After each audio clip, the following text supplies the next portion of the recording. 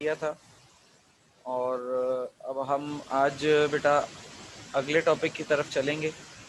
हमारा अगला टॉपिक है बेटा, जब स्ट्रक्चर पढ़ लिया तो फिर अब बात होगी प्रिपरेशन के हवाले से। तो प्रिपरेशन ऑफ इथाइन। अब ज़रा देखते हैं इथाइन को बनाने के तरीक़ेकार क्या क्या हैं।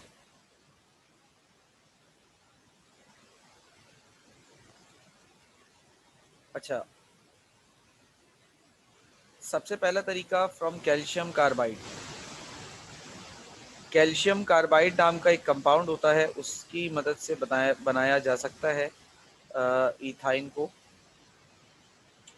अच्छा, इथाइन बेसिकली एक वेल्डिंग गैस है। इथाइन का इस्तेमाल ना वेल्डिंग पर्पसेस के लिए किया जाता है। जहाँ पर गैस वेल्डिंग हो रही होती है ना, तो गैस वेल्डिंग में इथाइन गैस का ही इस्तेमाल करते हैं। और ये जो अभी मैं प्रिपरेशन मेथड लिख रहा हूँ, ये प्रिपरेशन मेथड आप अमूमी तौर पर जो वेल्डिंग की शॉप्स होती हैं जहाँ पर गैस वेल्डिंग हो रही होती है, और कॉमन है वो तो खैर बहुत ज़्यादा, तो गैस वेल्डिंग की शॉप्स पे ये रिएक्शन होता है, करवाते हैं वो लोग। अच्छा, इसमें होता क्या है कि कैल्शियम कार्बाइड नाम का एक सॉलिड होता है CaC2। इस कैल्शियम कार्बाइड सॉलिड को वो पानी में ऐड कर देते हैं, H2O। ठीक है। अच्छा, पानी में जब वो इसे ऐड करते हैं तो पानी में जाकर, बल्कि इसको मैं इस तरीके से नहीं लिखता, पानी को मैं इसके इस फॉर्म में लिखता हूँ H और OH। ठीक है।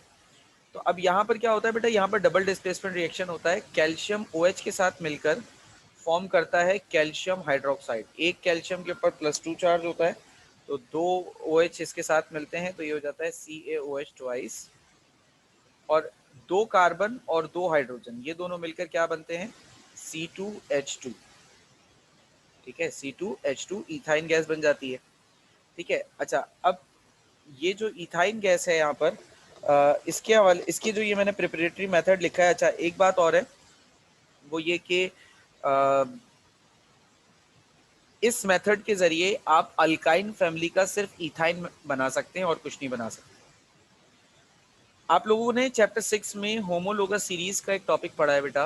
होमोलोगस सीरीज़ का जो टॉपिक था, उसमें हमने ये बात कही थी कि एक फैमिली के मेंबर्स को बनाने का तरीका एक जैसा होता है।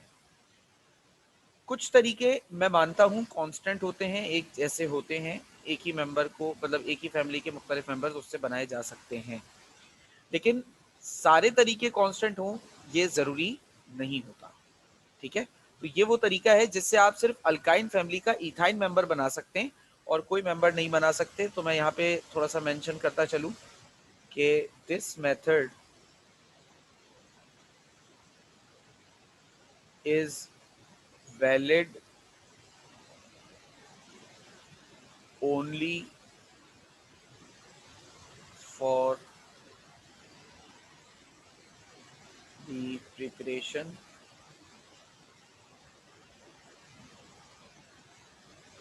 Of ethyne. ये तरीका सिर्फ और सिर्फ इथाइन की प्रिपरेशन के लिए इस्तेमाल हो सकता है, बिकॉज रीज़न इसका, calcium carbide has only 2 carbon atoms. 2 carbon atoms. Other members of the family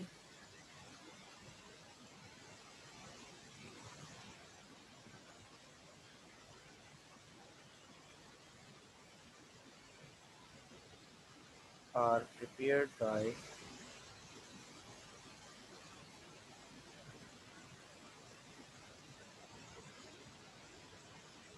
other methods. अच्छा, अगर इस फैमिली के आपको दूसरे कोई मेंबर्स प्रिपेयर करने हैं, तो दूसरे मेंबर्स को प्रिपेयर करने का तरीका ये है कि आप कोई और तरीके इस्तेमाल करें, कैल्शियम कार्बाइड वाला तरीका इस्तेमाल नहीं कर सकते। बेटा, ये मेथड समझ में आया प्रिपरेशन का? सारी बात समझ में आई? कोई सवाल इसमें?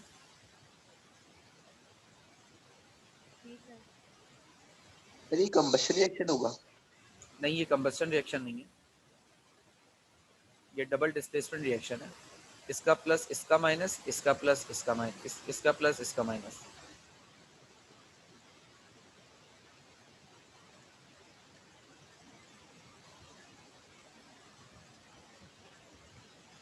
बाय डी हाइड्रो हेलोजिनेशन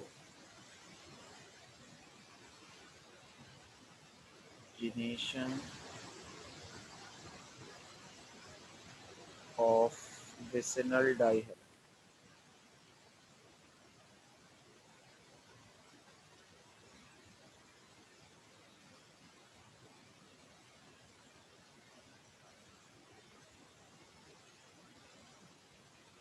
अगर डीहाइड्रोहेलोजिनेशन करवा दी जाए विसिनल डाइहैलाइड की तो भी ये काम हो सकता है, ये रिएक्शन हो सकता है। CH2 bond with CH2। अच्छा, विसिनल डाइहैलाइड क्या होता है? एक ऐसा हाइड्रोकार्बन जिसपे एडजेसेंट दो कार्बन के ऊपर हेलोजन लगा हुआ होता है, ठीक है। अब मैं इसकी एल्कोहलिक KOH से अगर इसका रिएक्शन करा दूं, अच्छा अब देखो, मैं यहाँ पे 2 मोल्स एल्कोहलिक KOH ले रहा हूँ, क्यों? क्योंकि मुझे 2 क्लोरीन्स हटाने हैं। इथीन वाले रिएक्शन जब आए थे तो उसमें एक एल्कोहलिक KOH ले रहे थे क्योंकि सिर्फ एक हेलोजन हटाना था, लेकिन अब मुझे यहाँ पर 2 हेलोजन हटाने हैं। तो 2 हेलोजन हटाने के लिए और साथ में हाइड्रोजन भी हटाना है, सिर्फ 2 हेलोजन नहीं हटाने, साथ में हाइड्रोजन भी हटाना है, 2। एक हाइड्रोजन और एक हेलोजन को हटाने के लिए तो एक KOH लेते हैं। जब 2 हाइड्रोजन और 2 हेलोजन हटाने हो तो आपको 2 KOH लेने पड़ते हैं, ठीक है। तो आपने एल्कोहलिक KOH लिया और इसको जब हीट कराएंगे तो आपके पास फॉर्म होगा इस कार्बन, समझ लें ये 2 K निकल के इन दोनों क्लोरीन्स को लेंगे और KCl फॉर्म करेंगे, हो जाएगा 2KCl। अच्छा, ये 2 OH आ गए यहाँ पर, एक H इसमें से और एक H इसमें से निकला, तो इन्होंने फॉर्म कर दिया बेटा 2 वाटर के मॉलिक्यूल्स। अब क्या बचा? देखो, इसके पास से एक H जा चुका है, सिर्फ एक CH रह गया और क्लोरीन भी चला गया। और इस वाले मॉलिक्यूल की अगर बात करें तो इसमें से भी एक H चला गया और एक क्लोरीन चला गया, CH, ठीक है। दोनों के दरमियान ट्रिपल बॉन्ड लगा दीजिए, क्योंकि अब देखो 2 बॉन्ड्स कम हुए थे, बल्कि मैं इसको मिटा देता हूँ।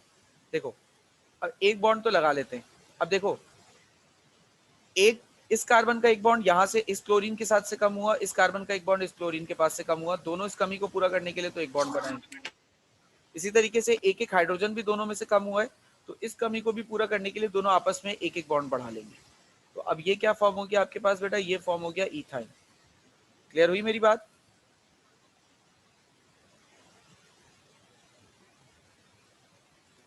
बेटा बात क्लियर हुई? Yes sir. ठीक है।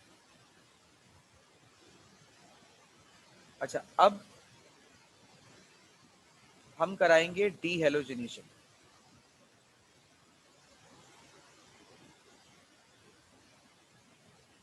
Bye डीहेलोजिनेशन of टेट्राहेलाइड।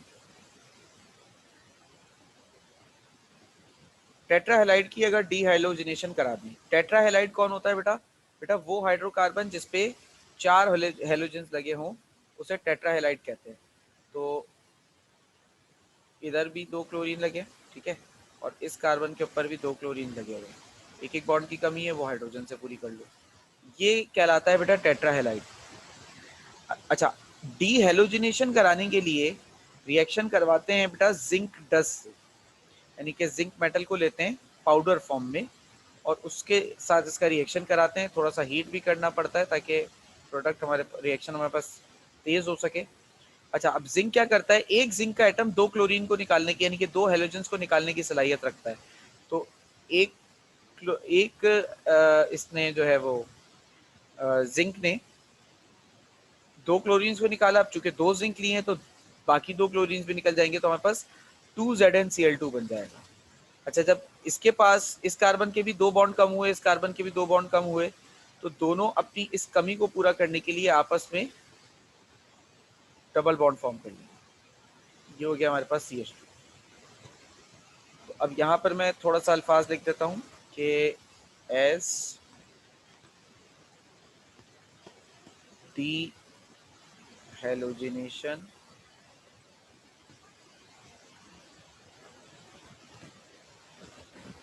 of vicinal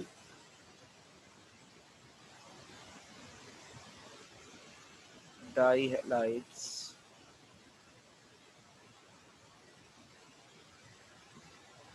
produce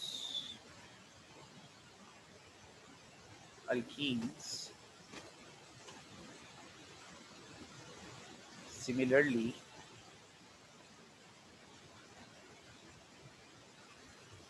dehalogenation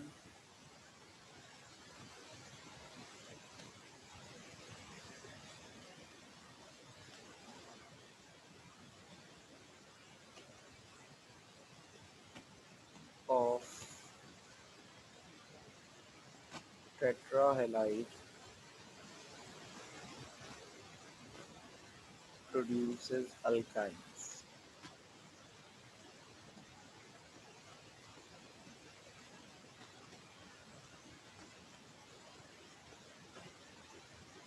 ठीक है भाई। तो अब मैंने ये वाली जो स्टेटमेंट लिखी है, इससे मैं आपको क्या बताना चाह रहा हूँ, देखो ये अभी हमने एक पीछे वाला जो स्टेप किया था, डिहाइड्रोहेलोजिनेशन ऑफ विसिनल डाइहैलाइड। देखो अगर मैं डिहाइड्रोहेलोजिनेशन करा रहा हूँ तो हाइड्रोजन और हेलोजन दोनों निकलेगा, ठीक है, और KCl और H2O बनाएगा, इथाइन बनेगा। लेकिन अगर मैं आपसे कहूं कि विसिनल डाइहैलाइड की सिर्फ डिहेलोजिनेशन कराओ, ठीक है, विसिनल डाइहैलाइड की सिर्फ और सिर्फ डीहेलोजिनेशन कराओ, यानी कि इस कंपाउंड की डीहेलोजिनेशन कराओ, तो इसका रिएक्शन जब जिंक के साथ कराओगे तो डीहेलोजिनेशन के वक्त क्या होगा, जिंक जो है इन दोनों में से सिर्फ क्लोरीन को निकालेगा, हाइड्रोजन को नहीं निकाल सकता। तो अब एक एक बॉन्ड कम होगा, तो एक एक बॉन्ड कम होने के नतीजे में क्या होगा, ये दोनों कार्बन एक एक बॉन्ड बढ़ाएंगे, जिसकी वजह से यहाँ पर डबल बॉन्ड आ जाएगा इन दोनों के बीच में और वो बन जाएगा इथीन। लेकिन अगर टेट्राहेलाइड होगा तो बेटा टेट्राहेलाइड की सूरत में चार जब हेलोजन निकलेंगे तो चार बॉन्ड की मतलब दो दो बॉन्ड की कमी होगी एक कार्बन को। अब वो दोनों अपनी अपनी इस कमी को पूरा करने के लिए एक एक बॉन्ड फॉर्म कर लेंगे और इस तरीके से आपके पास बन जाएगा बेटा इथाइन। तो चीजें जो होती हैं यहाँ पर, जो बेसिकली आपको समझाने का मेरा मकसद था वो ये था कि देखो चीजें आपस में बहुत ज्यादा रिलेट करती हैं, चीजें एक जैसी लगती हैं, कभी कभार होती भी हैं, कभी कभार नहीं भी होती। थिंग इज दैट कि आप चीजों को कितना पिक कर रहे हो, कितना समझ रहे हो, मुश्किल नहीं है, बस ये बात है कि थोड़ा सा चीजें अगर याद रह जाए वक्त पर तो आपके लिए ये मुश्किल नहीं है, लेकिन अगर याद ना रहे तो फिर तो आसान कुछ भी नहीं। ठीक है भाई। तो सर ये CH2 होगा, वो इक्वेशन में आपने लैब में लिखा है। ये गलती से लिख दिया बेटा, CH2 नहीं होगा, CH होगा। ठीक है भाई। अच्छा कोई सवाल है अभी तक तो आप पूछ सकते हैं, वरना फिर मैं आगे चलूं। No sir. ठीक सर ये एक बात बताएं, ये जो अभी आप पढ़ा रहे हैं ये तो रिड्यूस में कट चुका है ना? बेटा केमिस्ट्री ऑफ इथाइन रिड्यूस में कटा नहीं है। अच्छा ये सब उसी में चल रहा है, केमिस्ट्री ऑफ इथाइन में।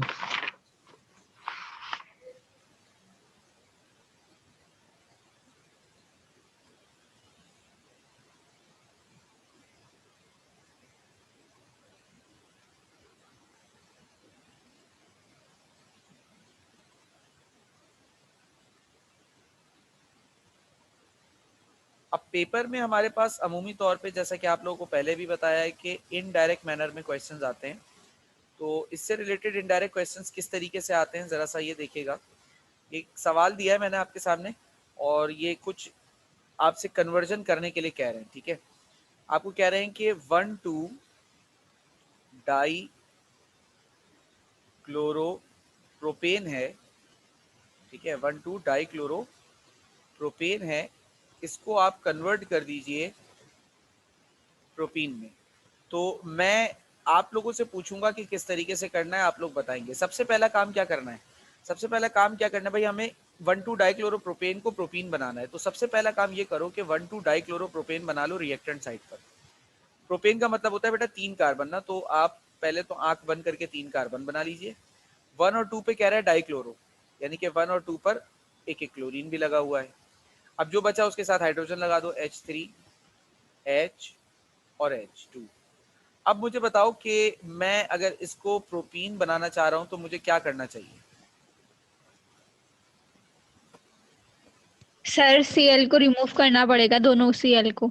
दोनों Cl को रिमूव करेंगे तो डबल बॉन्ड दोनों कार्बन के बीच में आ जाएगा, नतीजतन प्रोपीन बन जाएगा सर। अच्छा, कैसे करूं मैं रिमूव कराने के लिए? सर Zn से रिएक्शन करा देंगे। Zn से इसका रिएक्शन करा दीजिए जिंक 10 से, जैसा कि अभी आप लोगों ने पढ़ा है।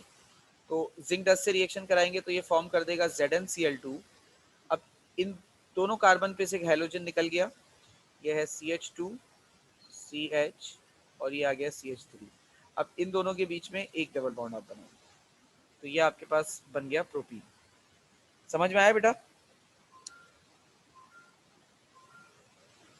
Yes sir.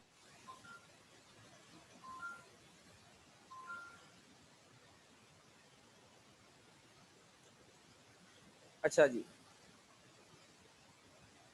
इसके अलावा दूसरा पार्ट एक करते हैं, 1,2 डाई क्लोरोप्रोपेन, यानी यही कंपाउंड है जो ऊपर है, लेकिन अब की बार प्रोपीन नहीं प्रोपाइन बनाना है। अब बताइए क्या करें?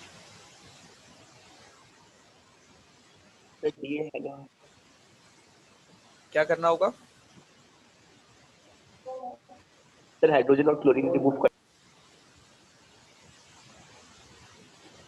हाइड्रोजन और क्लोरीन रिमूव करूं, ठीक है, कैसे करूं? सर KOH के 2 मॉलिक्यूल से रिएक्शन करा देंगे। 2 मॉलिक्यूल्स KOH के ले लीजिए और उससे रिएक्शन करवा दीजिए, ठीक है।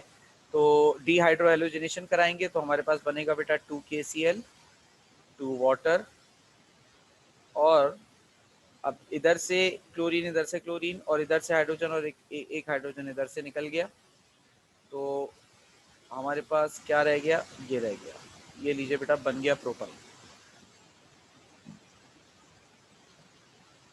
अच्छा जी, अब तीसरा और लास्ट पार्ट।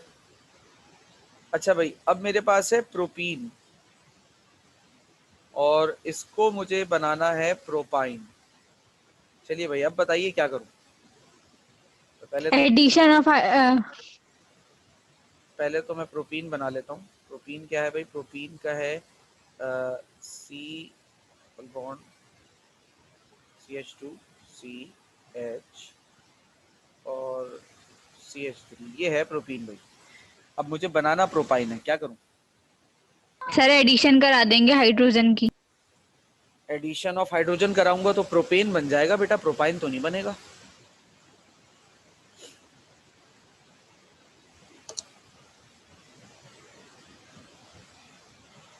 सोचिए, शायद कुछ हल निकला है। सर डिहाइड्रेशन करनी होगी। डिहाइड्रेशन करने के लिए तो OH भी होता है ना, डिहाइड्रेशन का मतलब तो वाटर। डिहाइड्रोजिनेशन करेंगे। डिहाइड्रोजिनेशन कैसे करेंगे, सिखाया है क्या?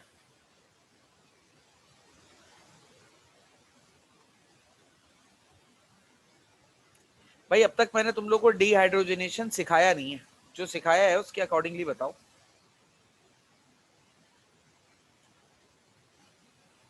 उसके लिए तरीका ये होगा कि पहले एक काम करो, डिहाइड्रोजिनेशन मैंने सिखाया नहीं है तुम लोगों को, ठीक है, क्योंकि कोर्स में ही नहीं है तुम लोग।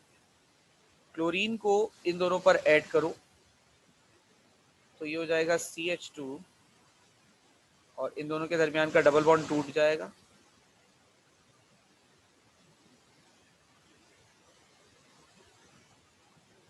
ठीक है, इसके बाद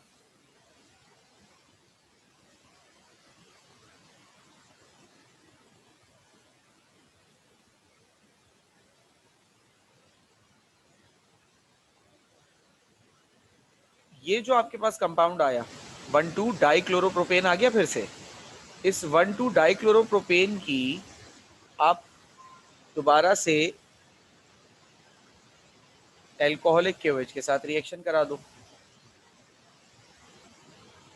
तो क्या होगा कि भाई ये जो है अब इधर से निकालेगा दोनों हेलोजन को 2KCl, OH2 एक H को निकाल कर बना देंगे बेटा 2 वाटर। तो ये आपके पास क्या बन जाएगा, CH triple bond with C और CH3 बन गया बेटा प्रोपाइन।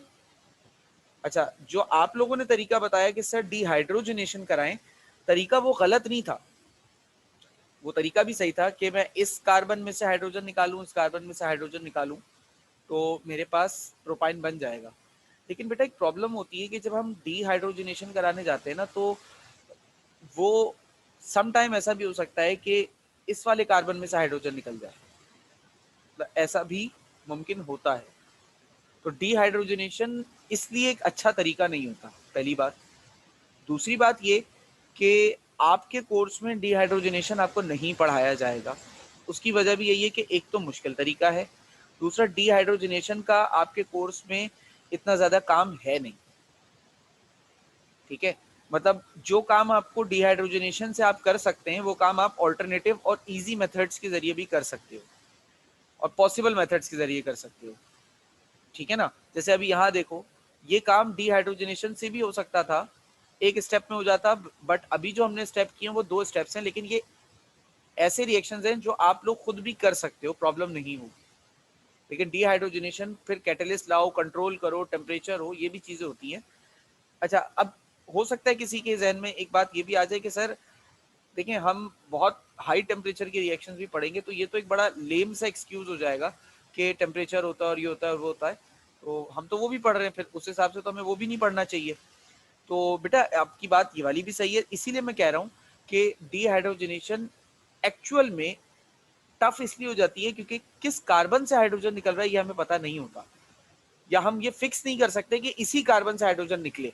हम बेटा कंडीशंस बना सकते हैं, समझना मेरी बात को, हम कंडीशंस बना सकते हैं बेसिकली डिहाइड्रोजनेशन की। जब मैं कंडीशन बनाऊंगा तो वो कंडीशन बेटा इन तीनों कार्बन पर अप्लाई हो जाएगी ना। ऐसा तो नहीं है ना कि कंडीशन मैं सिर्फ इन 2 के लिए बना रहा हूँ, तीसरे पे नहीं बना सकता, ये तो नामुमकिन सी बात है, ये मुमकिन ही नहीं है। जब कंडीशन तीनों एटम्स पर अप्लाई होगी तो तीनों एटम्स डिहाइड्रोजनेशन के फिनोमिना को फॉलो कर सकते हैं। इस वजह से dehydrogenation is not a good method for this. Clear हो गई मेरी बात, सारी समझ में आ गई? जी सर। ओके। अच्छा, अब अगला टॉपिक जो हम स्टार्ट करने जा रहे हैं ये है बेटा reactions of ethyne. Preparation ethyne की हमने कंप्लीट कर ली है और रिएक्शंस ऑफ इथाइन देखने जा रहे हैं। अच्छा, रिएक्शंस ऑफ इथाइन क्या है जरा देख लेते हैं। 2 टाइप्स के रिएक्शंस होते हैं इथाइन के ना। एक हमारे पास है एडिशन रिएक्शन, जिसमें इथाइन बिहेव करता है एज अ अनसैचुरेटेड हाइड्रोकार्बन, ठीक है। एडिशन जहां पर भी हो रहा है हमेशा याद रखना, एडिशन वही मुमकिन है जहां पर अनसैचुरेटेड बिहेवियर होता है। और सब्स्टिट्यूशन जो है, सब्स्टिट्यूशन रिएक्शन, ये भी हमारे पास अनसैचुरेटेड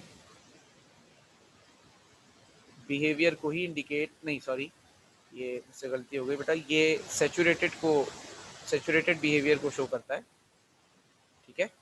अच्छा, सैचुरेटेड सर कैसे, जब इसके अंदर ट्रिपल बॉन्ड है। आपने अल्कीन्स में पढ़ाया था कि अगर डबल ट्रिपल बॉन्ड होते हैं तो वो एडिशन की तरफ ही जाते हैं, सब्स्टिट्यूशन की तरफ नहीं जाते। तो फिर ये कैसे जा रहे हैं, तो ये मैं आपको समझाऊंगा। इसको हम एसिडिक बिहेवियर भी कहते हैं।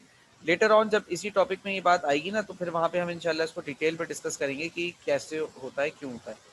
फिल वक्त अभी हम एडिशन देखेंगे, तो एडिशन से आप लोग वैसे भी हम आहंग हैं ही, तो जब ये आएगी बात तो हम इसको डिटेल में डिस्कस करेंगे। अच्छा, अब रिएक्शंस एडिशन के स्टार्ट करने से पहले हमें एक रूल पढ़ना बड़ा ज़रूरी है, जिसे हम कहते हैं मार्कोनी-कूव्स रूल, ठीक है। मार्कोनी-कूव्स रूल कहलाता है ये, और ये रशियन साइंटिस्ट था, तो रशियन लैंग्वेज में अगर वी के ऊपर दो नुक्ते लगे हुए होते हैं तो उसको एफ पढ़ते हैं। ये मार्कोनी-कूव्स रूल कहलाता है। अच्छा, मार्कोनी-कूव्स आप क्या कहते हैं? ये कहते हैं in case of A symmetrical, यार एसिमेट्रिकल की स्पेलिंग देख लेना, asymmetrical alkenes the positive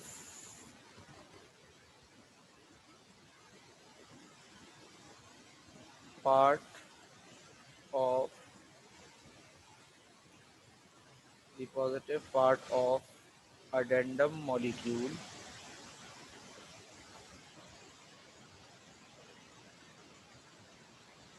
becomes attached to that carbon atom which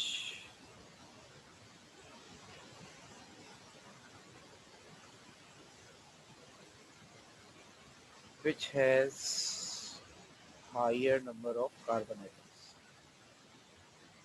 sorry, number of hydrogen atoms. तो Markovnikov's rule basically addition reactions के लिए एक रूल है ऑर्गेनिक केमिस्ट्री में। ये कहता है कि अगर हमारे पास दो तरह के अल्कीन्स को देखा जाए, एक अल्कीन्स होते हैं सिमेट्रिकल अल्कीन्स, मैं दोनों समझा देता हूँ कि दोनों होते क्या हैं। कोई वैसे मुझे बता सकता है, शायद किसी को पता हो, सिमेट्रिकल अल्कीन्स या एसिमेट्रिकल अल्कीन्स क्या कहलाएंगे, क्या होंगे? क्योंकि ऐसे ही मिलता जुलता एक लफ्ज आप लोगों ने वहाँ फर्स्ट ईयर में पढ़ा हुआ है सिमेट्री के हवाले से। किसी को याद है कुछ कि माजी में क्या मतलब बताया था?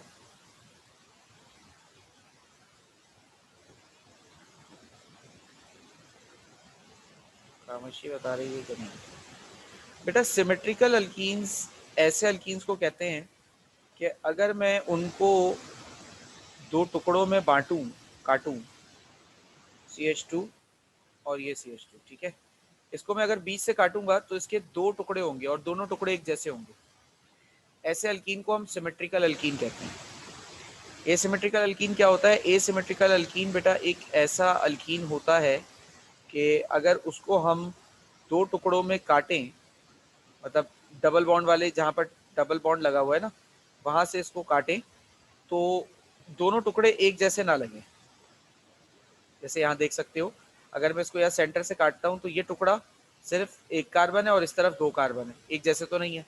लेकिन अगर मैं इसको बीच से काटता हूँ तो दोनों तरफ बिल्कुल सेम स्ट्रक्चर्स आ रहे हैं, एक एक कार्बन है और दो दो हाइड्रोजन है हर कार्बन के साथ। यानी कि सेंटर से आधा करें तो जो हमारे पास वो है, मतलब एक हिस्सा है, दूसरा हिस्सा उसकी मिरर इमेज होगा, इसको कहते हैं सिमेट्री। और अगर दोनों हिस्से एक जैसे ना हो तो उसे कहते हैं एसिमेट्री। क्लियर हो गई बेटा? सिमेट्री और एसिमेट्री समझ में आया?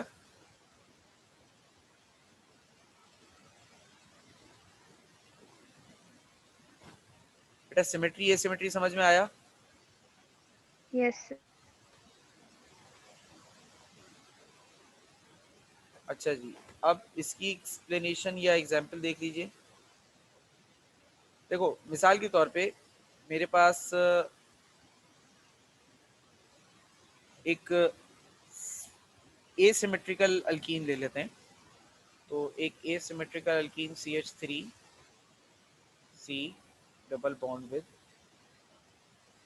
CH2 है, ठीक है। अच्छा, इसका रिएक्शन मैं करवा रहा हूँ HCl के साथ। HCl में क्लोरीन पार्शियली नेगेटिव और हाइड्रोजन पार्शियली पॉजिटिव होता है। तो अब बताइए मुझे, ये राइट वाला कार्बन है, लेफ्ट वाला कार्बन है, तो क्लोरीन किसके साथ लगेगा और हाइड्रोजन किसके साथ लगेगा?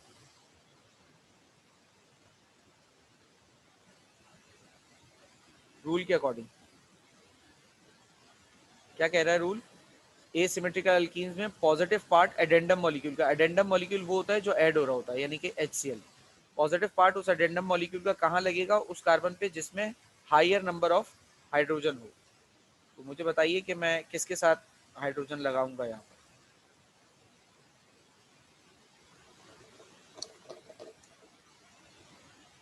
और किसके साथ क्लोरीन लगाऊं, जल्दी बोलें।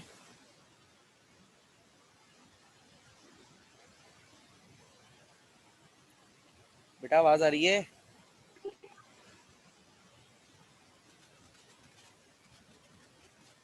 सर CH3 के साथ लगेगा हाइड्रोजन। CH3 तो ये रहा बेटा, डबल बॉन्ड जहाँ बेटा एडिशन वहीं होगा ना जहाँ डबल बॉन्ड है, यहाँ तो सिंगल बॉन्ड है, तो इन दोनों में से CH2 सर बताओ। CH3 पे लगेगा। CH2 के साथ लगेगा। CH2 CH2 के साथ हाइड्रोजन लगेगा और इस CH के साथ क्लोरीन लगेगा। ठीक है भाई, ये हमारे पास इसकी मॉर्फोलॉजी है मार्कोनी कूव्स रूल की। अच्छा, मार्कोनी कूव्स रूल पहले पढ़ाने का मकसद ये है कि जो अब अल्कीन का टॉपिक आएगा, इस अल्कीन के टॉपिक में इस मार्कोनी कूव्स रूल का इस्तेमाल हो रहा होगा, तभी अभी पढ़ाया गया है आपको। ठीक है भाई, तो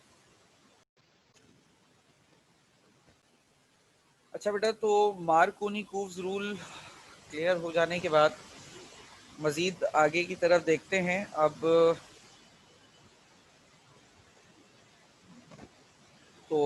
हम स्टार्ट ले रहे हैं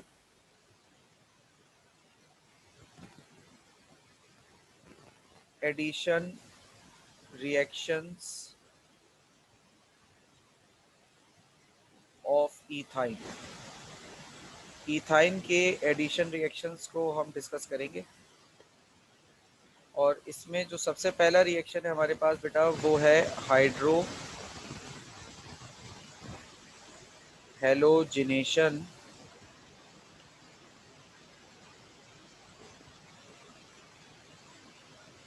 ऑफ इथाइन।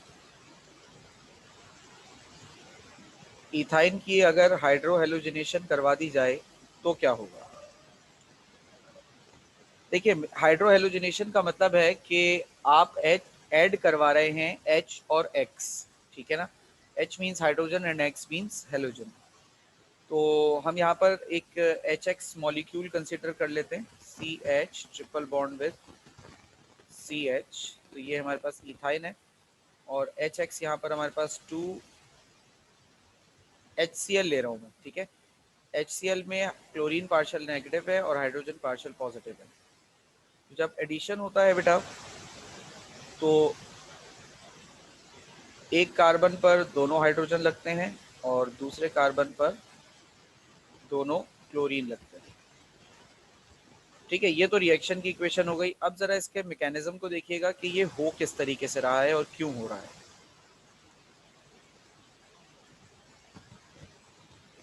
तो मैकेनिज्म देखो, होता क्या है बेटा, सबसे पहले जब हम इथीन का रिएक्शन सबसे पहली बार में, तो HCl के एक मॉलिक्यूल से रिएक्शन होता है, H पॉजिटिव और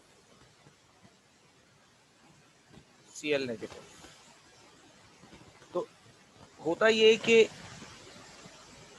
एक कार्बन पर एक हाइड्रोजन लग जाता है, सही है, और एक कार्बन पर Cl लग जाता है। जैसा मैकेनिज्म इथीन में था ना, उस तरीके से। ठीक है। अच्छा, एक एक सिंगल बॉन्ड बनने की वजह से इन दोनों के दरमियान के जो ये 3 बॉन्ड्स होते हैं वो टूटकर 2 रह जाते हैं। ठीक है। अब क्या होता है, ये तो आपके पास कंडीशन ए हो गई ना, मतलब फर्स्ट स्टेप। जब आप यही रिएक्शन लेकर स्टेप बी में जाते हैं, तो चूंकि आपने 2 मॉलिक्यूल्स HCl के लिए हुए होते हैं ना रिएक्शन के लिए, जब यही मॉलिक्यूल्स लेकर आप स्टेप बी में जाते हैं, तो अब क्या होता है, अब अप्लाई होता है बेटा मार्कोनी कूव्स रूल।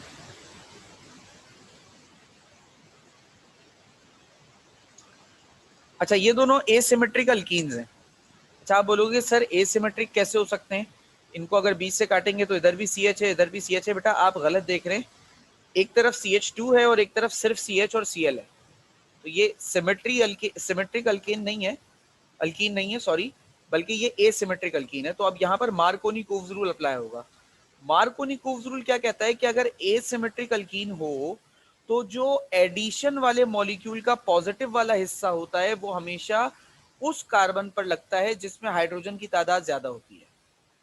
तो इस वाले कार्बन पर 2 हाइड्रोजन है, तो ये वाला जो पॉजिटिव पार्ट है जो जो कि इत्तेफाक से हाइड्रोजन ही है, वो इसी वाले कार्बन पर लगता है।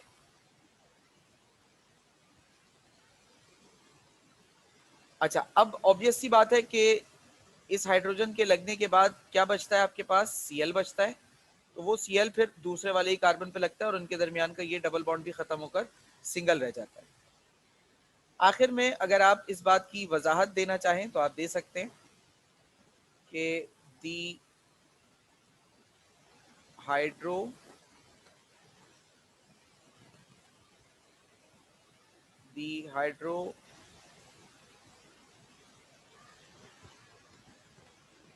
halogenation of ethyne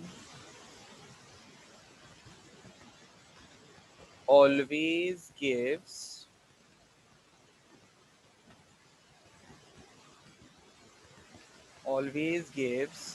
geminal dihalide. Hydrohalogenation ethyne की जो है वो हमेशा जेमिनल डाइहैलाइड देता है। क्यों? Because the addition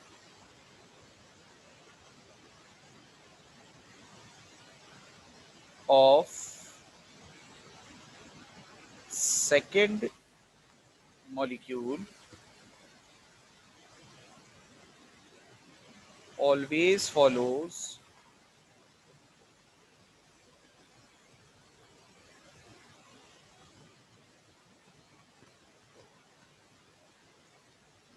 the Marconi-Koob rule। Capital M बना लो। जो सेकेंड मॉलिक्यूल का एडिशन है वो हमेशा मार्कोनी-कूब्स रूल फॉलो करता है, इस वजह से जेमिनल डाइहैलाइड मिलेगा। अच्छा, ये एक नया लफ्ज आ गया, जेमिनल डाइहैलाइड। देखो, विसिनल डाइहैलाइड में हेलोजन एडजेसेंट कार्बन पे एक एक लगा होता है, ठीक है, और जेमिनल में क्या होता है, एक ही कार्बन पर दोनों हेलोजन लगे हुए होते हैं। विसिनल और जेमिनल में फर्क ये है, ठीक है। टेट्राहेलाइड में 4 लगे हुए होते हैं, विसिनल में 2 लगे होते हैं लेकिन एडजेसेंट कार्बन पे, और जेमिनल में दोनों हेलोजन्स एक ही कार्बन पे लगे होते हैं। क्लियर हुआ बेटा ये किस तरीके से हो रहा है? कोई सवाल या कंफ्यूजन इसमें?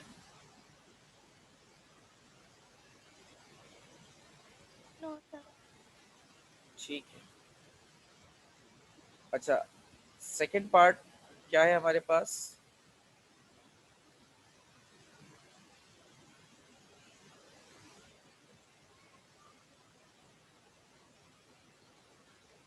Halogenation of ethyne.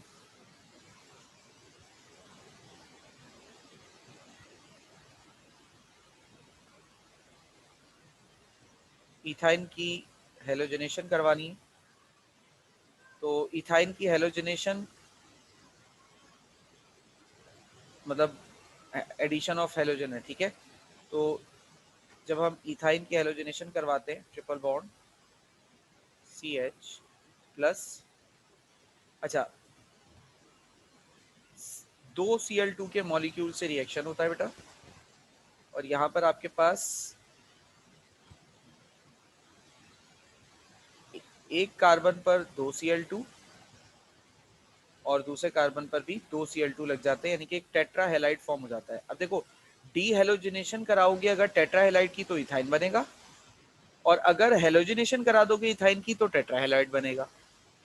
मैकेनिज्म इसका सेम ऐसा ही चलता है, बस अब यहाँ पे वो सिमेट्री और एसिमेट्री वाला चक्कर नहीं रहता, सॉरी एसिमेट्री वाला चक्कर नहीं रहता, क्योंकि ये एक सिमेट्रिकल अल्कीन बनता है, तो इसमें यहाँ पर ये नहीं होता। अच्छा, यहाँ पर एक आपको इन्फॉर्मेशन मैं मजीद देता चलूँ, ये एक एक्सेप्शन बता रहा हूँ, ज़रा सा इसको देखिएगा। एक्सेप्शन क्या है आपके पास? अगर इथीन का ये रिएक्शन, क्योंकि स्टूडेंट्स ज़रूरी नहीं कि क्लोरीन को फॉलो करें, कोई ब्रोमीन भी कर सकता है, कोई आयोडीन भी कर सकता है। फ्लोरीन यहाँ पर भी मत कीजिएगा, वेगोरस रिएक्शन होता है, अनकंट्रोलेबल होता है। I2 के साथ, अगर आप आयोडीन के साथ इसका रिएक्शन करा दें तो अच्छा, आयोडीन के साथ रिएक्शन कराने के लिए आपको इथेनॉल रखना पड़ता है, जैसा कि आपको अल्कीन में भी मैंने बताया था, इथीन में ये आई थी बात, तो इथीन में भी मैंने समझाई थी। तो CH double bond with CH और I ये बनता है। आप बोलो सर हमने तो यहाँ पे 4 लिए थे, आप 4 ले लो, 4 लगते नहीं है, 2 ही लगते हैं। अब यहाँ पर इसका रीजन क्या है जरा वो भी देख लीजिएगा। In this case the iodine forms a diiodide। अच्छा, ये जो कंपाउंड बना है अभी आपके सामने बेटा, इसे डाई आयोडाइड कहते हैं, टेट्रा आयोडाइड नहीं कहते, ये डाई आयोडाइड कहलाता है, क्योंकि 2 ही आयोडीन लग पाए, बाकी दूसरे 2 आयोडीन नहीं लग पाए। क्यों? Having a pi bond. अच्छा, क्यों का जवाब अभी इसी रीजन में मैं दे दूंगा, having a pi bond because due to large atomic size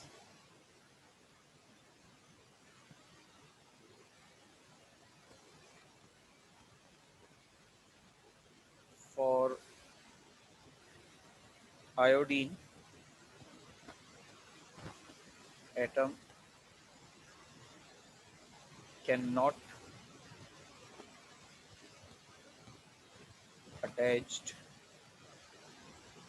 at two adjacent carbon atoms।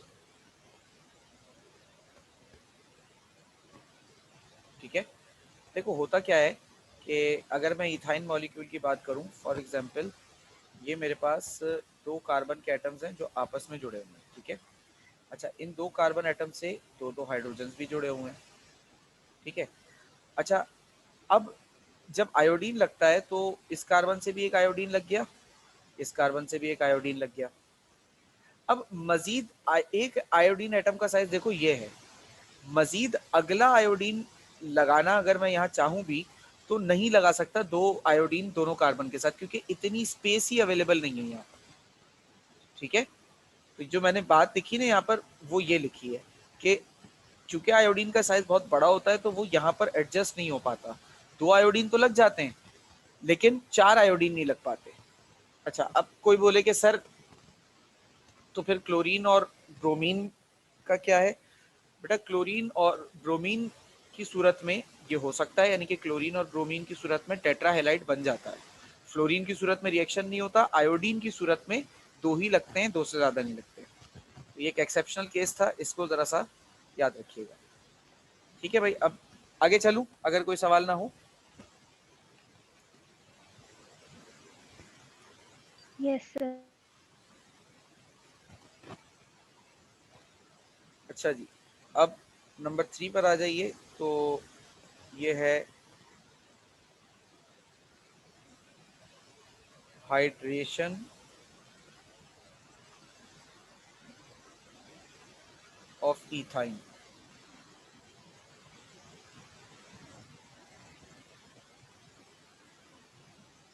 Ethyne की हाइड्रेशन अगर करवाई जाए तो क्या होता है और कैसे होता है, जरा इसके ऊपर देखते हैं। अच्छा जी, CH triple bond plus H2O। ठीक है, अच्छा, ये रिएक्शन हाइड्रेशन करवाने के लिए याद रखिएगा सल्फ्यूरिक एसिड चाहिए होता है, और यहाँ पर एक और एसिड मर्क्यूरिक सल्फाइड जिसे हम कहते हैं HgSO4, हमें ये भी लेना पड़ता है, तब हाइड्रेशन होती है अल्काइन की यानी इथाइन की, वरना नहीं होती। सिर्फ इथाइन नहीं, पूरे ही अल्काइंस की, वरना नहीं हो सकती। अच्छा, जब हाइड्रेशन होती है तो ये फॉर्म होता है CH3CH और ये O। ये कंपाउंड क्या है बेटा? इस कंपाउंड का नाम है एसिड एल्डिहाइड। एल्डिहाइड फैमिली एक हाइड्रोकार्बन की ही फैमिली है जो कि चैप्टर नंबर 9 में आएगी, वहाँ पर इसके बारे में थोड़ा बहुत जिक्र है, बहुत ज़्यादा नहीं, क्योंकि ये एल्डिहाइड फैमिली का दूसरा मेंबर है और एल्डिहाइड फैमिली जो चैप्टर 9 में आएगी उसमें एल्डिहाइड फैमिली के पहले मेंबर को हमने ज़्यादा डिटेल में डिस्कस किया हुआ है, यानी कि फॉर्मिक एसिड को ये एसिड एल्डिहाइड कहलाता है। ठीक है, ये दूसरा मेंबर है एल्डिहाइड फैमिली का। अब देखते हैं ये बनता कैसे है, अगर इसके मैकेनिज्म को मैं समझा सकूं आप लोगों को। तो मैकेनिज्म इसका देखिएगा कि किस तरीके से वर्क करता है। तो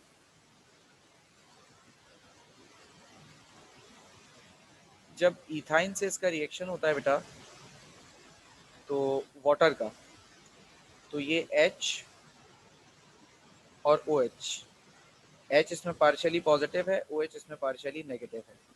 होता ये है कि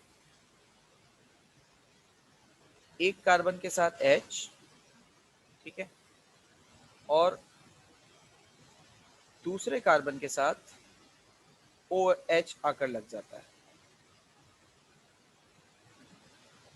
तो हो यहाँ पे मैंने ऑक्सीजन बना दिया, ये कार्बन है बेटा, ठीक है, और ये H ऐसे ही रहता है, बीच में डबल बॉन्ड रहता है। ठीक है, अच्छा अब ये जो आपके पास बेटा कंपाउंड बना, ये एक अनस्टेबल कंपाउंड होता है। ठीक है, क्योंकि इसमें अभी भी डबल बॉन्ड बाकी है। ठीक है, अच्छा अब यहां पर होता क्या है, होती है रीअरेंजमेंट।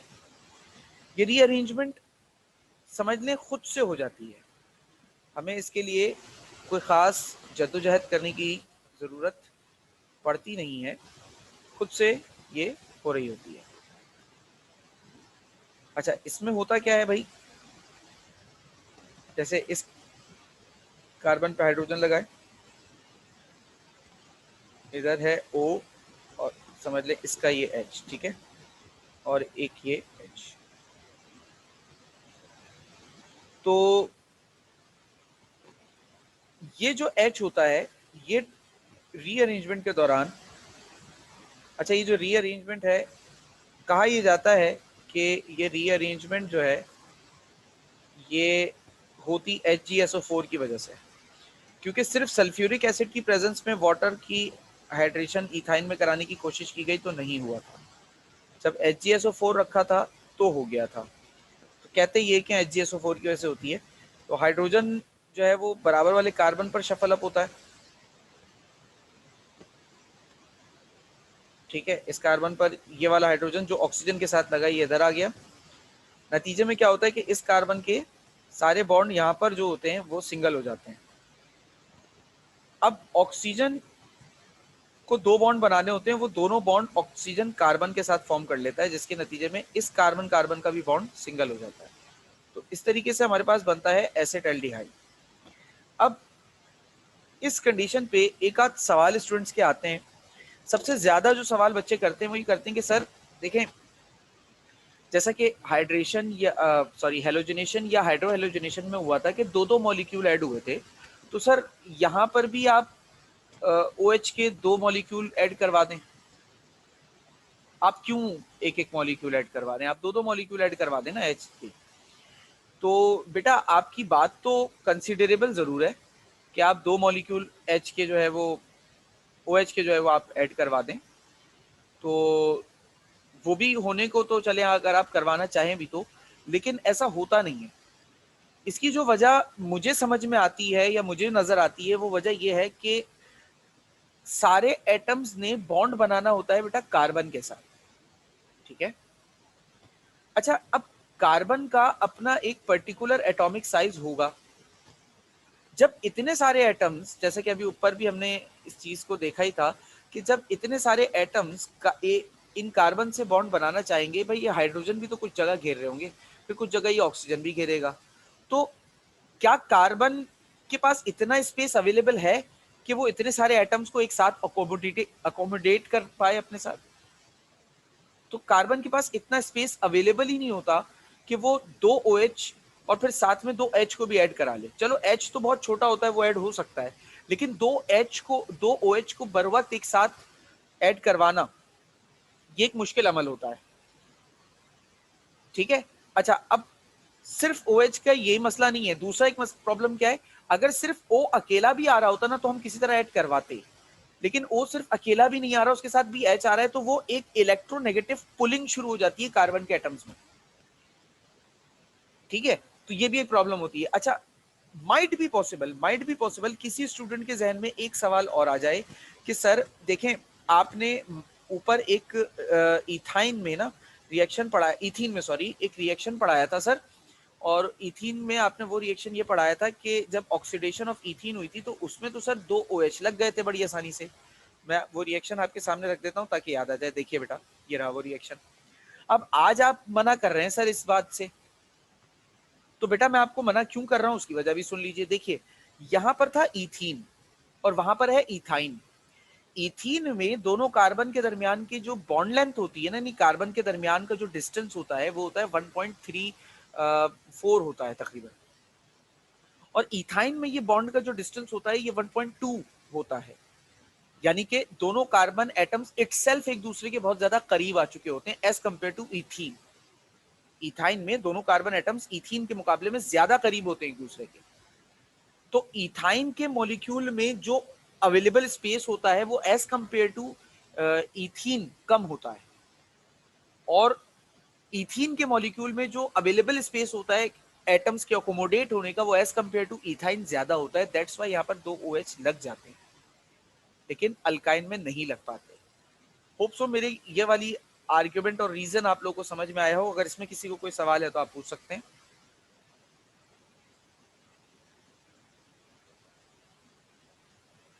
सर इसमें आपने जो लास्ट में लिखा है उसमें CH3 जो बना है वो कैसे आया नीचे हाइड्रोजन? बेटा बेसिकली ये इसकी मतलब अगर साइंटिफिक एक्सप्लेनेशन की आप बात करो ना, तो मैं जो भी साइंटिफिक एक्सप्लेनेशन यहाँ पर दूंगा ना उसके चैलेंजेस बहुत हैं। मतलब आप वो आगे पीछे चैलेंज कर सकते हो, लाइक आगे कुछ पढ़कर चैलेंज कर दो या पीछे की कोई बात याद आ जाए तो उससे चैलेंज कर दो। कहा ही जाता है कि भाई होता ये मतलब बेसिकली ये है कि as compared to carbon hydrogen की इलेक्ट्रोनेगेटिविटी कम होती है, तो ऑक्सीजन जो है वो हाइड्रोजन से अपने बॉन्ड को तोड़कर कार्बन के साथ बनाने की कोशिश करता है। 2.4 होती है कार्बन की और 2.1 होती है हाइड्रोजन की। तो अब जब हाइड्रोजन के साथ ऑक्सीजन अपने बॉन्ड को तोड़ता है तो हाइड्रोजन स्पेस में यानी कि लैटिस में या सिस्टम में अवेलेबल होता है पड़ोसी कार्बन के पास बॉन्ड बनाने के लिए। तो पड़ोसी कार्बन फौरन ही उस एटॉमिक हाइड्रोजन के साथ रिएक्ट करके बॉन्ड फॉर्म करता है, और ये वाला जो ऑक्सीजन होता है ये अपने ही नेटिव कार्बन के ऊपर जिसके साथ वो ऑलरेडी एक बॉन्ड के साथ जुड़ा हुआ है उसके साथ डबल बॉन्ड फॉर्म कर लेता है। इसका बेहतर रीजन यही हो सकता है। ठीक है सर जी। सर ये लैब में प्रिपेयर हो सकता है ना? हाँ हो सकता है। सर और इस पहले C के नीचे H आएगा ना? किसके नीचे पहले वाले से? हाँ ये मैंने सी लिख दिया है गलती से, तो सही कह रही हैं आप बेटे, ये एच होगा, ये सी नहीं होगा। अच्छा अगर कोई और सवाल नहीं है तो मैं आगे चलूं। सर जी सर ऑक्सीजन तो खुद इलेक्ट्रोनेगेटिव होता है। हाँ, ऑक्सीजन कार्बन के मुकाबले में इलेक्ट्रोनेगेटिव होता है, बिल्कुल होता है। सर लेकिन फिर कार्बन के पास क्यों जा रहा है हाइड्रोजन? बेटा कार्बन के पास हाइड्रोजन क्यों जा रहा है मतलब? सर OH बॉन्ड टूट के H कार्बन के पास जा रहे हैं ना, तो क्यों जा रहा है जब ऑक्सीजन ज्यादा इलेक्ट्रोनेगेटिव है तो? सवाल बहुत बेहतरीन है ये वाला तुम्हारा, क्योंकि मैंने अभी ये रीजन आप लोगों को दिया है कि एच जो है वो कार्बन के पास शफल अप करेगा बिकॉज ऑफ हायर इलेक्ट्रोनेगेटिविटी। और बिल्कुल बेटा आपकी बात सही है। शायद मेरी तरफ से जो रीजन आपके पास गया है वो गलत गया है, क्योंकि ऑक्सीजन और हाइड्रोजन का बॉन्ड जो है एज कम्पेयर टू कार्बन वो ज्यादा फेवरेबल है। मतलब हाइड्रोजन की इलेक्ट्रोनेगेटिविटी कम और ऑक्सीजन की एज कम्पेयर टू कार्बन ज्यादा होती है, तो इनका बॉन्ड ज्यादा बेहतर है एज कम्पेयर टू कार्बन। तो मेरे ख्याल से दानिया आपने मुझसे क्वेश्चन किया था बेटा, तो बेटा ये रीजन नहीं होगा इसका जो मैंने आपको दे दिया, तो ये मेरी गलती है यकीनी तौर पर। और वेरी गुड आहद, सवाल अच्छा है। अच्छा अब मैंने जो ये रीजन दिया कि इलेक्ट्रोनेगेटिविटी शफल अप हो गई, तो ये मैंने रीजंस बेसिकली हाइड्रोजन की शिफ्टिंग को रिलेट करते हुए दे दिया, लेकिन आपका आर्ग्यूमेंट बेटा बिल्कुल 100% सही है और मैंने जो रीजन दिया है वो गलत है। अच्छा, अब इसके अलावा फिर और क्या कंडीशंस बनती हैं और क्या रीजंस आते हैं कि यार हाइड्रोजन क्यों शफल हो रहा है कार्बन पर? क्या ऐसा हर जगह होता है? तो बेटा ऐसा हर जगह नहीं होता। मतलब अगर हाइड्रोजन को शफल अप होना होता कार्बन पर तो और भी जगहों पर हो सकता था, जैसे मैंने अभी इथीन की एग्जांपल दी थी, वहां पर भी हो सकता था, लेकिन यहीं पर सफल अब क्यों हो रहा है? बेटा बेसिकली देखो, इसमें फिर एक रीजन और हमें मिलता है, क्योंकि इसके रीजन के पीछे मैंने भी बड़ी छानबीन की है, बड़ी पढ़ाई की है। तो एक रीजन हमें ये मिलता है कि अगर हाइड्रोजन वहां पर सफल अप ना हो पड़ोसी कार्बन पर, तो इनके दरमियान का जो डबल बॉन्ड है ना दोनों कार्बन का, वो सिंगल में कन्वर्ट नहीं होगा। और कार्बन के रिएक्शन करने की वजह ही यही है कि ये दोनों अपने बॉन्ड को सिंगल में कन्वर्ट करें। दैट इज अनदर रीजन के जिसकी वजह से हाइड्रोजन सफल होता है, लेकिन इसमें इलेक्ट्रोनेगेटिविटी का कोई काम नहीं बताएगा। Is that clear now? Sir ये जो पहला कार्बन है और इसके नीचे जो H अभी आपने सही करके लिखा है, तो फिर ये कैसे आया है वैसे? पहला कार्बन, ये H तो बेटा उस ऑक्सीजन से ही आया ना, तो बराबर कर। ऑक्सीजन वाला है तो उस तरफ चला गया ना? नहीं, उस तरफ नहीं गया ना। ये देखो, ये ऑक्सीजन ने अपना H जो है वो पड़ोसी वाले यानी इस वाले कार्बन को किया, ये वाला यानी राइट वाला जो कार्बन था उसने अपने लेफ्ट वाले कार्बन को हाइड्रोजन दिया, तो यहाँ तीन होगा ना, ये दो है, यहाँ पे तीन होगा। सही है। ठीक है, आगे चलूं बेटा? जी सर।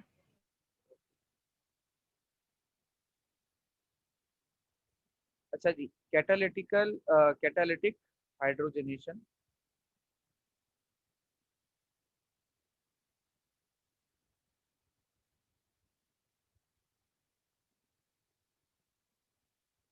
अच्छा, कैटालिटिक हाइड्रोजनेशन जो है बेटा वो C H triple bond with C H, hydrogen का एडिशन है बेटा सिंपली। और हमें पता है कि हाइड्रोजनेशन कराने के लिए निकल और टेम्परेचर 250 डिग्री सेंटीग्रेड हम यूज करते हैं। तो 2 मोलर हाइड्रोजन होता है, और वो दोनों मोलर हाइड्रोजन, दो एटम्स हाइड्रोजन के एक कार्बन के पास ऐड होते हैं, और दो एटम्स एक कार्बन के पास ऐड होते हैं। तो हमारे पास हमारे पास इथाइन से इथेन बन जाता है। ठीक है, तो इसमें ये तो सिंपल ही रिएक्शन है, मेरे ख्याल से इसमें कोई इतनी कंफ्यूजन नहीं होगी। आगे चलूं बेटा, आगे चलूं?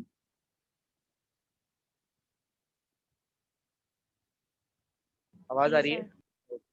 जी सर।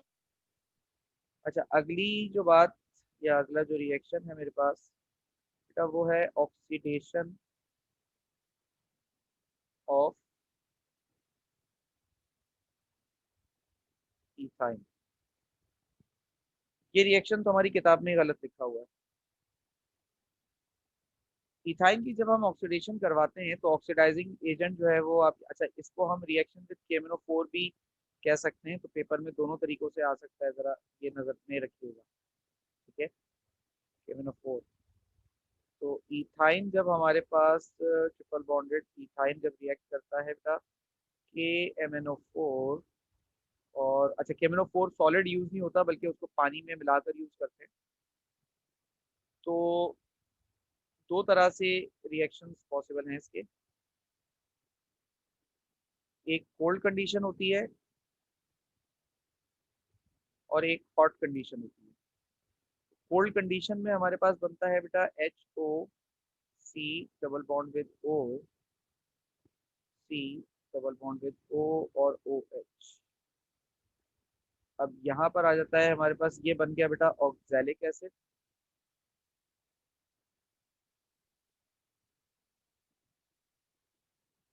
ये बन जाता है हमारे पास बेटा ऑक्सैलिक एसिड। और यहाँ पर हमारे पास हॉट कंडीशन में 2 मोल्स OH प्लस HCOH, और यहाँ बनता है हमारे पास फॉर्मिक एसिड।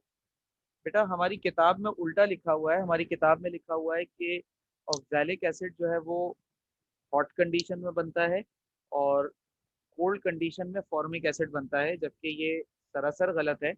आप चाहें तो गूगल पढ़ लें या केमिस्ट्री की दुनिया की कोई सी भी किताब उठाकर देख लें, सिवाय सिंथ टेक्स्ट बुक बोर्ड के, उसमें हॉट कंडीशन में फॉर्मिक एसिड बनता है और कोल्ड कंडीशन में ऑक्सैलिक एसिड बनता है। और ये रिएक्शन प्रैक्टिकली मैंने खुद करवाया भी, मतलब ये ऐसा रिएक्शन नहीं है कि मैं सिर्फ किताब पढ़ के आपको बता रहा हूँ, ये प्रैक्टिकली मैंने खुद भी करवाए हैं दोनों रिएक्शन, और प्रैक्टिकली मैंने यही रिजल्ट हासिल किया है जो मैंने अभी आपके सामने लिखा है।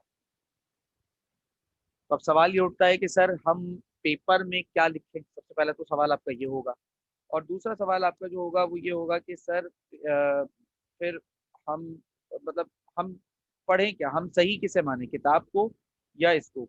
तो बेटा वैसे तो किताब में आपके किताब वालों ने कहा था कि जब नया एडिशन आएगा तो हम इस गलती को सुधार देंगे, लेकिन ये गलती आज तक सुधरी नहीं है, ठीक है ना। तो वल्लाह आलम, आप पेपर में अगर ये रिएक्शन आ जाता है तो मैं आपको मज़ीद कुछ सीनियर टीचर्स से कंसर्न करके बता दूंगा कि आपको क्या लिखना चाहिए, लेकिन मेरे ख्याल से आपको जो सही है वही लिखना चाहिए, किताब में जो गलती है उसको फॉलो नहीं करना चाहिए। लेकिन मैं फिर भी इसको मज़ीद कंफर्म कर दूंगा।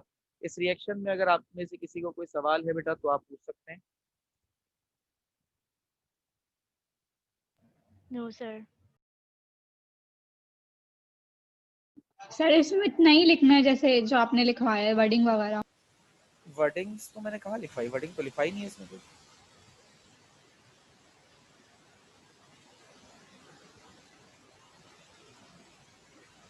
आवाज आ रही है बेटा?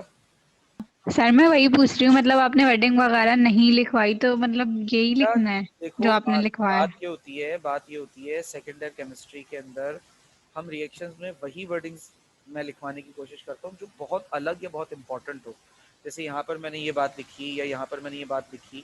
बाकी देखो, अब अगर तुम्हें ये चीज़ समझ में आ रहा है ना कि रिएक्शन हो कैसे रहा है, तो इनको अल्फाज में तुम खुद भी लिख सकती हो। मैं जो बार बार होमवर्क देता हूँ, मैं क्या करता हूँ, मैं ये बोलता हूँ ना कि बेटा आप ये रिएक्शन खुद लिखेंगे, इसकी वर्डिंग्स मुझे लिख के भेजिएगा। जो मैं आप लोगों को ये काम देता रहता हूँ कि इसकी वर्डिंग्स आप मुझे लिख के भेजें, इसकी वर्डिंग्स आप मुझे लिख के भेजें, वो इसीलिए कहता हूँ कि आप उन रिएक्शंस को एक्सप्लेन खुद करने की सलाहियत रखें।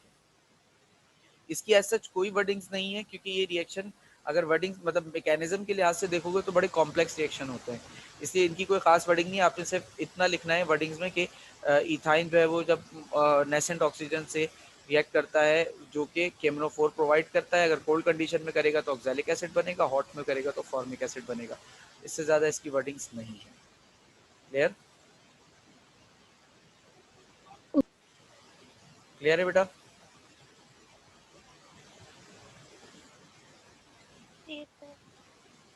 अच्छा, आखिरी जो एडिशन में हमारे पास रिएक्शन है, एडिशन में तो नहीं आता, ये बस आ जाता है तो मैं इसको लिख देता हूँ, क्योंकि ऑर्गेनिक कंपाउंड बेटा कोई सा भी हो जलता वो ज़रूर है। तो जब वो जलता है तो हम इसको भी जला देते हैं। इथाइन को जब जलाते हैं तो 2,5 याद रखिएगा, कार्बन डाइऑक्साइड और वाटर, हाइड्रोकार्बन जब भी जलता है कार्बन डाइऑक्साइड और वाटर तो बनता ही बनता है लाजमी तौर पर। अच्छा, इसके जलने पर तकरीबन 3000 डिग्री सेंटीग्रेड का टेम्परेचर प्रोड्यूस होता है बेटा, और ये टेम्परेचर हम वेल्डिंग में इस्तेमाल करते हैं। जैसे कि मैंने आप लोगों को बताया था कि ये एक वेल्डिंग गैस है, तो इसका इस्तेमाल वेल्डिंग पर्पसेस के लिए किया जाता है, यानी मेटल्स को मुख्तलिफ मेटल को वेल्ड करने के लिए। ठीक है, तो इसी के साथ आपका एडिशन रिएक्शंस ऑफ इथाइन का टॉपिक कंप्लीट हो जाता है। अब जो हमारी नेक्स्ट क्लास होगी इंशाल्लाह, उसमें हम सब्स्टिट्यूशन रिएक्शन ऑफ इथाइन और कुछ इनडायरेक्ट प्रॉब्लम्स होंगी एलिफेटिक हाइड्रोकार्बन से रिलेटेड, इनको डिस्कस करेंगे। तो हमारा ये जो एलिफेटिक हाइड्रोकार्बन का हिस्सा है ये कंप्लीट हो जाएगा और फिर हम एरोमेटिक पे जाएंगे। तो तब तक के लिए अल्लाह हाफिज़, नेक्स्ट क्लास तक के लिए।